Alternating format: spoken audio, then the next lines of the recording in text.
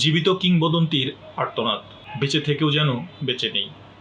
নায়িকা নতুনের হৃদয় ভাঙা কথা, পর্দার উজ্জ্বল আলো, করতালির ঝড় আর সাফল্যের গল্পের আড়ালে কতটা নিঃসঙ্গতা লুকিয়ে থাকে সেই না বলা কষ্টই এবার প্রকাশ করলেন জনপ্রিয় অভিনেত্রী নতুন। দীর্ঘ 52 বছরের চলচ্চিত্র জীবনের অভিজ্ঞতা নিয়ে তিনি জানালেন গভীর আক্ষেপের কথা। সম্প্রতি বাংলাদেশ চলচ্চিত্র শিল্পী সমিতির আয়োজিত এক ইফতার অনুষ্ঠানে উপস্থিত হয়ে নতুন বলেন, আমি বেঁচে থাকতেও বেঁচে নেই। অনুষ্ঠানে দেখা হলে খোঁজ খবর নেওয়া হয়, এরপর আর কেউ মনে রাখে না।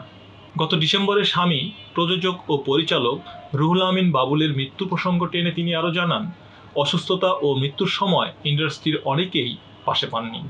তার ভাষায়, উনি এই ইন্ডাস্ট্রির মানুষ ছিলেন, অসুস্থ অবস্থায় খুব কম মানুষ দেখতে গেছেন, জানাজায়ও তেমন কাউকে দেখিনি।